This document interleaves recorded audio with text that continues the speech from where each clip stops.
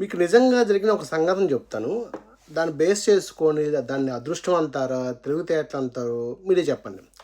రీసెంట్‌గా ఒక అతనికి కోటక్ బ్యాంక్‌లో అకౌంట్ ఉంది.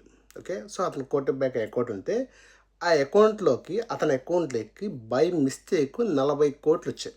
40,00,00,000 అమౌంట్ వచ్చాయి. సో, మీరు గనక 40,00,00,000 అకౌంట్ మీకొస్తే ఏం చేస్తారు? కంగారుగా విత్‌డ్రా చేస్తారా? చేయలేం. ఎందుకంటే లేదా విత్‌డ్రా చేసి దాచిపెట్టుకుంటారా? లేకపోతే ఏం చేస్తారు? మీరు కంగారుపడిపోతారు. నా డబ్బులు డ్రా చేసి పెడదాం అని చెప్పి ఈరోజు చాలా ప్రయత్నాలు చేస్తారు. కానీ మీరు ఎంత చేసినా వేస్ట్. ఎందుకంటే ఆటోమేటిక్‌గా బ్యాంకోళ్ళు అది గెస్ చేసి పొరపాటున గెస్ చేసి మీరు రివర్స్ వాళ్ళకి ఇచ్చేయాలి. లేదంటే మీ మీద కేసేస్తారు.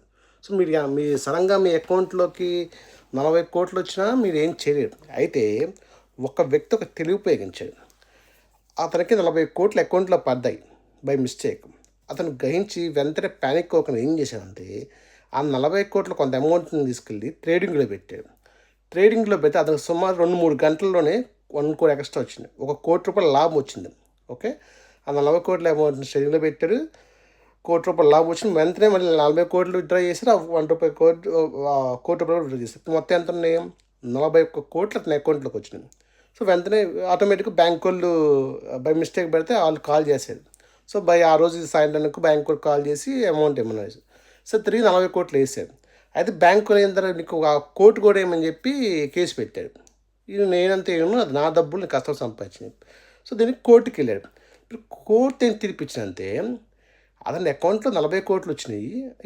వచ్చిన బై మిస్టేక్ వచ్చినాయి. ఆ అకౌంట్‌లో మీకు ఆటోమేటిక్‌గా మీకు ఇచ్చేసారు. మీ డబ్బులు మీకు ఇచ్చేసారు. కానీ అతను తెలివితేటలు ఉపయోగించి ట్రేడింగ్‌లో ₹1,00,00,000 సంపాదించాడు. సో, ఆ ₹1,00,00,000 అతనికే చెందుతాయి.